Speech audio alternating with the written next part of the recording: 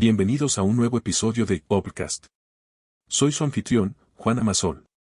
Hoy vamos a adentrarnos en uno de los libros más reveladores y necesarios que he leído últimamente, Vida de perro de Horacio Verbitsky.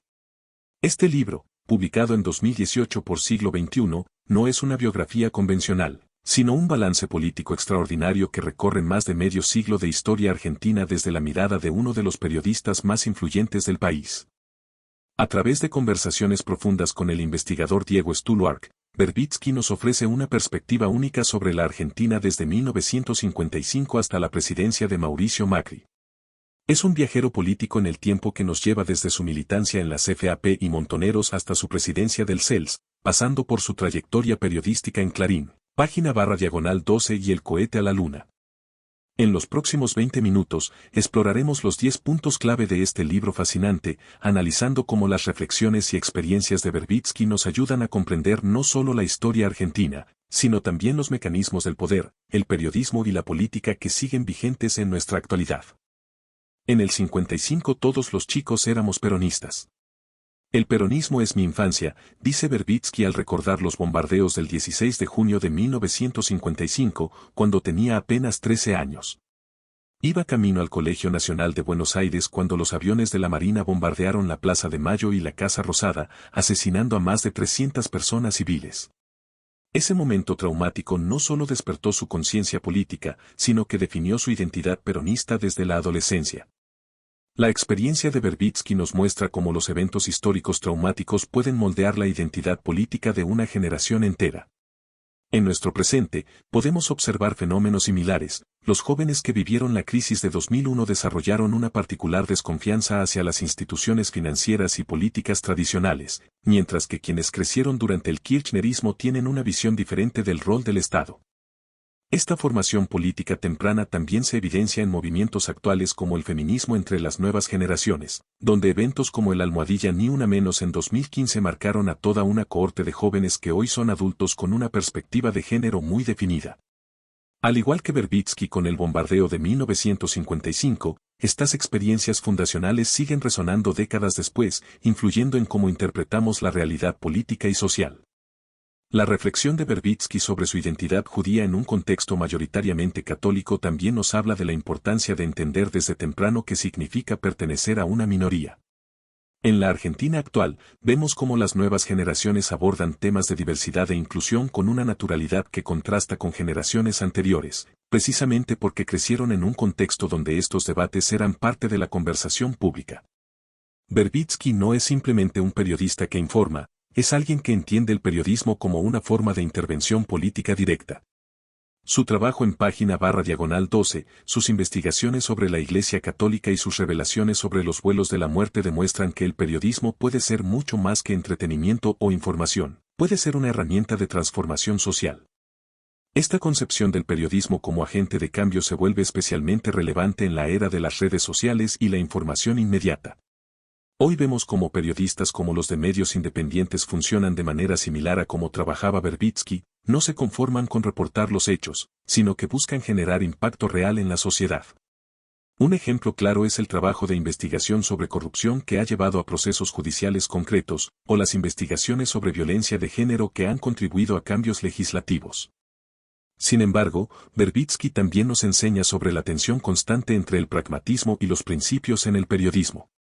Su relación con el kirchnerismo, donde mantuvo una posición crítica pero no destructiva, muestra cómo un periodista comprometido puede mantener su independencia editorial sin caer en la oposición sistemática.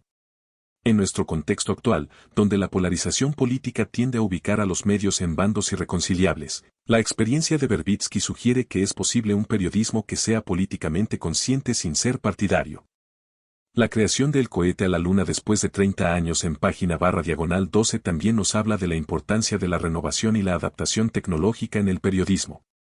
En una época donde los medios tradicionales enfrentan crisis económicas constantes, el ejemplo de Verbitsky muestra que es posible crear nuevas plataformas que mantengan la calidad investigativa aprovechando las herramientas digitales disponibles. Yo hice autocrítica contemporáneamente a los hechos, para tratar de salvar lo que se pudiera salvar y para impedir el desastre que se venía. No frívolamente, después, para demostrar que todo aquello era una mierda, declara Verbitsky al referirse a su salida de Montoneros en 1977. Esta reflexión nos introduce a uno de los aspectos más valiosos de su trayectoria, la capacidad de cuestionar las propias decisiones mientras los acontecimientos se desarrollan, no décadas después con la comodidad de la perspectiva histórica. La autocrítica de Verbitsky sobre su militancia armada no es la típica retractación que hacen muchos exmilitantes años después, sino un ejercicio de responsabilidad política ejercido en tiempo real. Cuando vio que la organización se dirigía hacia un callejón sin salida, no esperó al fracaso total para distanciarse. Esta actitud contrasta radicalmente con la cultura política argentina, donde la autocrítica suele confundirse con traición o debilidad. En nuestro presente, podemos observar cómo figuras políticas y sociales rara vez practican esta forma de autocrítica constructiva.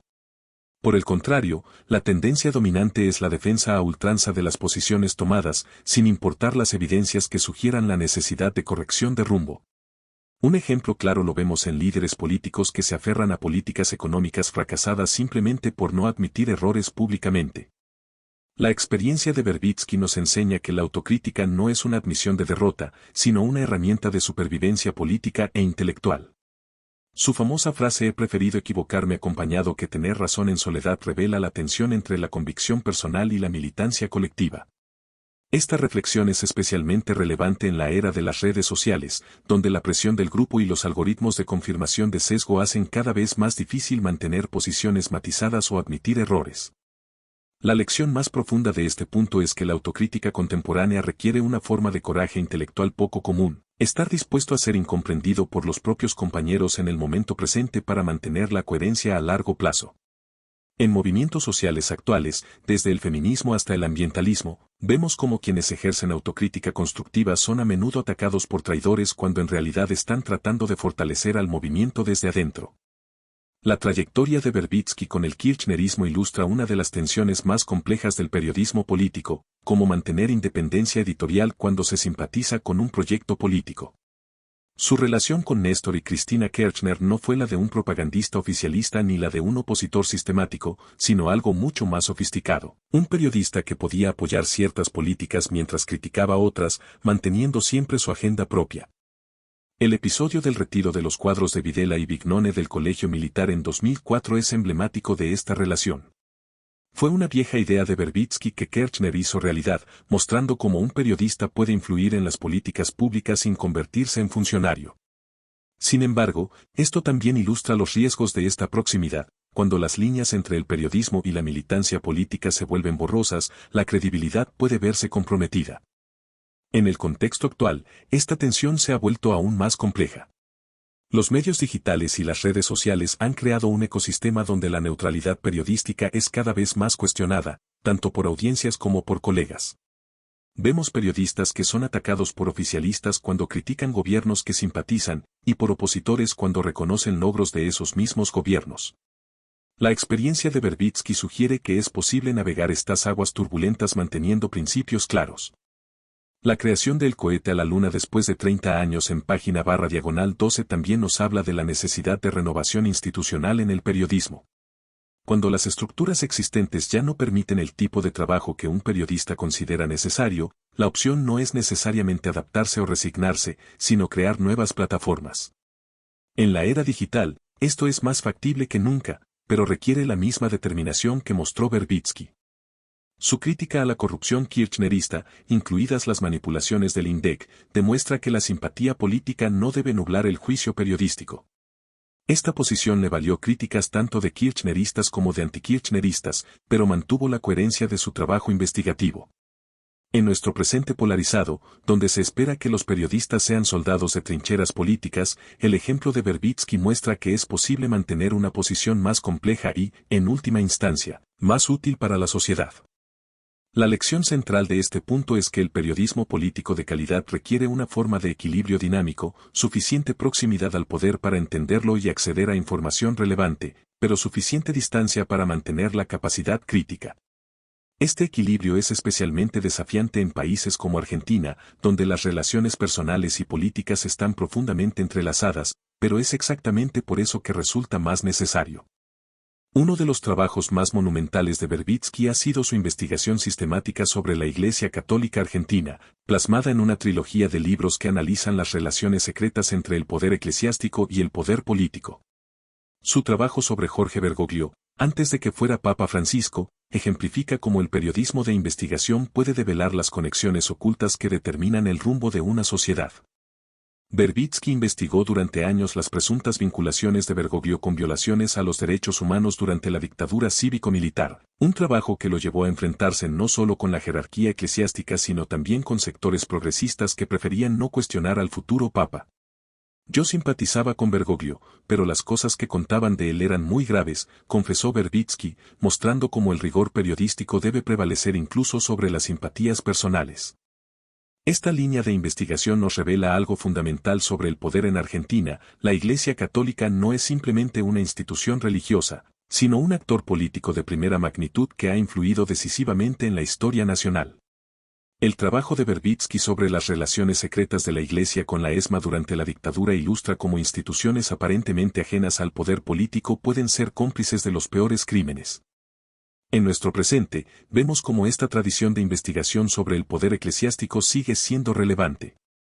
Los escándalos de abuso sexual en la Iglesia, las investigaciones sobre patrimonio eclesiástico y las posiciones de la jerarquía católica en debates sobre derechos reproductivos muestran que el poder religioso continúa siendo un factor político decisivo. La metodología de Verbitsky nos enseña que investigar estas instituciones requiere paciencia, rigor documental y la disposición a enfrentar presiones tanto de creyentes como de no creyentes. La relación compleja de Verbitsky con Bergoglio también nos habla de cómo el periodismo debe abordar figuras públicas que generan adhesiones emocionales fuertes. Su capacidad para separar la investigación periodística de las consideraciones políticas o sentimentales es una lección valiosa en una época donde las redes sociales tienden a convertir todo debate en apoyo, incondicional u oposición total. La experiencia de Verbitsky sugiere que es posible mantener posiciones matizadas incluso sobre figuras polarizantes. El CELS es el mejor regalo que me han hecho en mi vida, dice Verbitsky al referirse a su presidencia del Centro de Estudios Legales y Sociales durante 2 décadas. Esta frase condensa una dimensión fundamental de su trayectoria, la comprensión de que el periodismo investigativo debe complementarse con trabajo institucional concreto para generar cambios reales en la sociedad. Bajo la presidencia de Verbitsky, el CEL se convirtió en mucho más que una organización de derechos humanos tradicional. Se transformó en un laboratorio de políticas públicas que no solo denunciaba violaciones sino que proponía alternativas concretas. Su trabajo en la reforma del sistema penitenciario, la lucha contra la violencia institucional y la promoción de los juicios por crímenes de lesa humanidad muestra cómo una organización de la sociedad civil puede incidir efectivamente en las políticas de Estado. La experiencia de Verbitsky en el CELS ilustra una tensión fundamental en el activismo contemporáneo, la relación entre la denuncia y la propuesta constructiva. Muchas organizaciones sociales actuales se quedan en la primera fase, desarrollando una gran capacidad para señalar problemas pero limitadas herramientas para contribuir a las soluciones. El modelo del CELS bajo Verbitsky sugiere que las organizaciones más efectivas son aquellas que combinan la capacidad crítica con la expertise técnica. En el contexto actual, donde las organizaciones de derechos humanos enfrentan nuevos desafíos como la violencia digital, la discriminación algorítmica y las amenazas a la privacidad, la metodología desarrollada por Verbitsky en el CELS sigue siendo relevante. Su enfoque combinaba el litigio estratégico, la incidencia en políticas públicas y la construcción de coaliciones amplias, un modelo que organizaciones contemporáneas como las que trabajan en derechos digitales están adaptando a los nuevos contextos. La reflexión de Verbitsky sobre el CELS también nos habla de la importancia del trabajo en equipo y la construcción colectiva. A diferencia del periodismo, que puede ser una actividad individual, la defensa de derechos humanos requiere capacidad de articulación y construcción institucional.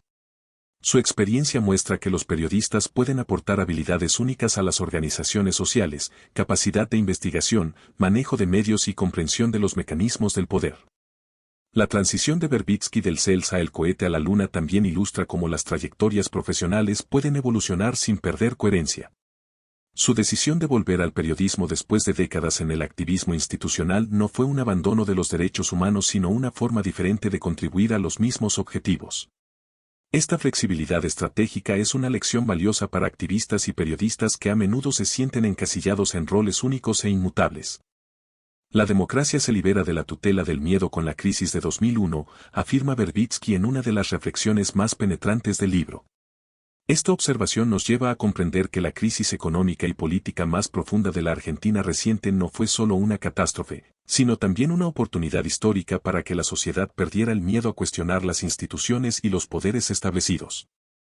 Verbitsky explica que durante los años 90, la democracia argentina funcionaba bajo una forma de chantaje permanente. Cualquier cuestionamiento al modelo económico vigente era presentado como un riesgo de retorno a la hiperinflación o al autoritarismo. La crisis de 2001 destruyó esta narrativa del miedo al demostrar que el modelo neoliberal podía colapsar por sí mismo, liberando a la sociedad de la parálisis política que había caracterizado la década anterior. La famosa consigna que se vayan todos no fue solo una expresión de bronca, sino la manifestación de una sociedad que había perdido el miedo a imaginar alternativas. Las asambleas barriales, los movimientos piqueteros y las fábricas recuperadas mostraron que era posible organizarse políticamente desde abajo, sin depender de las estructuras partidarias tradicionales. Esta experiencia de autoorganización social dejó huellas profundas que se manifestarían décadas después. En nuestro presente, podemos identificar procesos similares en diferentes partes del mundo. Las crisis económicas y sanitarias han generado movimientos sociales que cuestionan verdades aparentemente indiscutibles. El movimiento feminista argentino, por ejemplo, se fortaleció precisamente cuando las mujeres perdieron el miedo a confrontar con estructuras patriarcales que parecían inmutables. De manera similar, los movimientos ambientalistas han ganado fuerza cuando las sociedades han perdido el miedo a cuestionar modelos de desarrollo que se presentaban como inevitables. La reflexión de Verbitsky también nos ayuda a entender por qué ciertos gobiernos utilizan crisis reales o manufacturadas para reinstalar la política del miedo. Cuando las sociedades pierden el temor a cuestionar, los poderes establecidos buscan recrear condiciones de incertidumbre que paralicen la capacidad de organización popular. La experiencia argentina del 2001 nos enseña que los momentos de crisis, aunque dolorosos, pueden ser también oportunidades de renovación democrática si la sociedad mantiene su capacidad de movilización y propuesta. Diego Stuluark plantea en el libro la necesidad de reemplazar el misterio Verbitsky por el método Verbitsky, una observación que nos lleva al corazón de lo que hace único el trabajo de este periodista. No se trata simplemente de un investigador que recopila información, ni de un opinador que comenta la actualidad, sino de alguien que ha desarrollado una forma específica de intervención política a través del periodismo. El método de Verbitsky combina varias dimensiones que raramente se encuentran juntas en el periodismo contemporáneo. Primero, una capacidad de investigación documental extraordinaria que le permite reconstruir tramas complejas de poder a partir de fuentes diversas. Segundo, una perspectiva histórica de largo plazo que le permite contextualizar los acontecimientos del presente en procesos más amplios. Tercero, una red de fuentes cultivada durante décadas que le da acceso a información privilegiada. Y cuarto, una concepción estratégica del periodismo como herramienta de transformación social. Esta combinación genera un tipo de periodismo que va más allá de la información o la opinión para convertirse en investigación política aplicada. Sus trabajos sobre los vuelos de la muerte, la corrupción menemista o las relaciones de la Iglesia con la dictadura no fueron solo denuncias periodísticas sino intervenciones que modificaron el debate público y, en muchos casos, influyeron directamente en procesos judiciales y políticos. En el contexto actual, donde el periodismo enfrenta crisis de credibilidad y relevancia, el método Verbitsky ofrece pistas valiosas. Su capacidad para combinar rigor investigativo con impacto político sugiere que el futuro del periodismo no está en la neutralidad imposible ni en la militancia ciega, sino en una forma de compromiso informado que mantenga estándares profesionales altos mientras reconoce que toda información tiene implicaciones políticas. El aspecto más interesante del método Verbitsky es su capacidad para mantenerse relevante a lo largo de décadas de cambios políticos y tecnológicos. Desde sus inicios en los años 60 hasta la creación del cohete a la Luna, ha sabido adaptar sus herramientas a nuevos contextos sin perder la esencia de su enfoque. Esta adaptabilidad sin pérdida de identidad es una lección valiosa para periodistas y activistas que enfrentan la velocidad del cambio contemporáneo. La reflexión sobre el método también nos lleva a preguntarnos por la reproducibilidad de esta experiencia. ¿Es posible formar nuevos Verbitskys o se trata de una combinación irrepetible de talento, contexto histórico y oportunidades? La respuesta probablemente esté en algún punto intermedio, aunque cada periodista desarrollará su propio estilo, los principios fundamentales del método sí pueden transmitirse y adaptarse a nuevas generaciones y contextos. ¿Qué soy yo? Un columnista, un investigador, un editorialista, se pregunta Verbitsky en una reflexión que va al corazón de la crisis de identidad que atraviesa el periodismo contemporáneo. Esta pregunta, aparentemente simple, revela la complejidad de definir el rol profesional en una época donde las categorías tradicionales del periodismo se han vuelto insuficientes para describir el trabajo real de los comunicadores más influyentes. La respuesta de Verbitsky no es elegir una categoría sino demostrar que su trabajo trasciende las clasificaciones convencionales. Es simultáneamente investigador cuando reconstruye las redes de poder eclesiástico, columnista cuando analiza la coyuntura política, editorialista cuando toma posición sobre temas controversiales, y activista cuando preside el CELS. Esta multiplicidad de roles no es una contradicción sino una adaptación inteligente a un ecosistema mediático que ya no funciona con las divisiones rígidas del periodismo del siglo XX. En nuestro presente digital, esta hibridación se ha vuelto la norma más que la excepción. Los periodistas más influyentes de las redes sociales combinan información, opinión, investigación y activismo de maneras que habrían sido impensables en los medios tradicionales. La experiencia de Verbitsky sugiere que esta evolución no es necesariamente una degradación del periodismo sino una adaptación a nuevas realidades comunicacionales. Sin embargo, la pregunta de Verbitsky también plantea un desafío ético fundamental: ¿cómo mantener estándares profesionales rigurosos cuando se combinan roles tradicionalmente separados?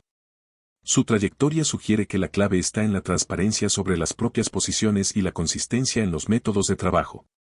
No se trata de fingir neutralidad sino de explicitar los criterios y valores que guían el trabajo periodístico. La reflexión sobre la identidad profesional también nos lleva a pensar en las nuevas generaciones de comunicadores que crecieron en el ecosistema digital. Para ellos, la separación tajante entre periodismo, activismo y análisis político puede resultar artificial. La experiencia de Verbitsky ofrece un modelo de cómo navegar esta complejidad sin perder rigor profesional ni compromiso social, mostrando que es posible ser multifacético sin ser inconsistente. Moyano prefigura a Macri: primero los negocios, luego los amigos, después el pueblo. Observa Verbitsky en una síntesis brillante que nos ayuda a entender una transformación fundamental en la cultura política argentina. Esta reflexión va mucho más allá de la coyuntura para identificar un patrón que se ha vuelto dominante en la política contemporánea: la subordinación de lo público a lo privado, de lo colectivo a lo individual. La comparación entre Hugo Moyano y Mauricio Macri puede parecer sorprendente a primera vista, dado que provienen de tradiciones políticas aparentemente opuestas.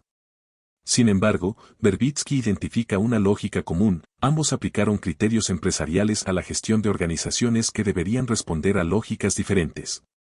Moyano transformó un sindicato en un emporio económico familiar, mientras que Macri gestionó el Estado como si fuera una empresa privada. Esta lógica empresarial en la política implica una jerarquización específica de intereses que Verbitsky sintetiza magistralmente: primero los negocios propios, luego los compromisos con el círculo cercano, y finalmente, si queda tiempo y recursos, las necesidades populares. Esta inversión de prioridades explica muchos de los fracasos de la política contemporánea, donde las decisiones se toman en función de balances contables en lugar de necesidades sociales. En nuestro contexto actual, esta lógica se ha extendido mucho más allá de figuras específicas para convertirse en una forma hegemónica de entender la gestión pública. Vemos gobernantes que aplican criterios de eficiencia empresarial a áreas como salud, educación o seguridad social, sin comprender que estos sectores responden a lógicas diferentes que no pueden reducirse a indicadores de productividad o rentabilidad. La observación de Verbitsky también nos ayuda a entender por qué ciertos liderazgos que se presentan como renovadores terminan reproduciendo las mismas prácticas que criticaban. La lógica empresarial tiene una capacidad de seducción poderosa porque promete eficiencia y resultados mensurables, pero cuando se aplica a la política termina subordinando los objetivos públicos a los intereses privados. La reflexión sobre Moyano y Macri también ilustra cómo personajes aparentemente antagónicos pueden ser funcionales al mismo sistema. Mientras el debate público se concentra en las diferencias superficiales entre empresarios y sindicalistas, la lógica profunda que los organiza puede ser la misma. Esta capacidad de Verbitsky para identificar patrones estructurales más allá de las apariencias es una de las lecciones más valiosas de su método de análisis político. La advertencia implícita en esta observación es que la renovación política real requiere algo más que cambios de nombres o partidos. Requiere cuestionar la lógica fundamental que organiza las prioridades públicas y recuperar criterios de gestión que pongan efectivamente lo colectivo por encima de lo individual, lo público por encima de lo privado, y las necesidades populares por encima de los negocios particulares. En conclusión, Vida de perro de Horacio Verbitsky nos brinda una perspectiva fascinante sobre cómo la política, el periodismo y la historia personal se entrelazan para crear una vida dedicada al escrutinio del poder. Su trayectoria nos demuestra que la coherencia intelectual y el compromiso político pueden mantenerse a lo largo de décadas sin caer en el dogmatismo o la rigidez ideológica. Las reflexiones de Verbitsky sobre la formación política temprana nos recuerdan que los eventos que marcan nuestra juventud siguen influyendo en nuestras decisiones décadas después. Su concepción del periodismo como herramienta de intervención política nos desafía a pensar en los medios no solo como vehículos de información, sino como agentes potenciales de transformación social. En una época donde la posverdad y la polarización amenazan el debate público serio, el método Verbitsky nos ofrece un modelo: la investigación rigurosa, la contextualización histórica y la capacidad de mantener posiciones críticas sin caer en la destrucción sistemática. Su vida nos enseña que es posible ser un animal político manteniendo la integridad intelectual. Para terminar, queremos enfatizar, como lo hacemos en cada episodio, que este ha sido solo un breve vistazo al extraordinario libro Vida de perro de Horacio Verbitsky. A pesar de que hemos destacado las ideas centrales más relevantes para nuestro presente, nada puede compararse a leer la obra completa y absorber la profundidad del pensamiento de este periodista excepcional y su interlocutor Diego Stuluark. Por eso, te recomendamos que le des una oportunidad a este libro tan revelador. En la descripción encontrarás un enlace para conseguirlo. Recuerda siempre que el conocimiento más valioso viene de los libros enteros, no solo de los resúmenes. Esta es una lectura indispensable para todo aquel que quiera entender la Argentina contemporánea y los mecanismos del poder político y mediático. Hasta el próximo episodio de Obcast.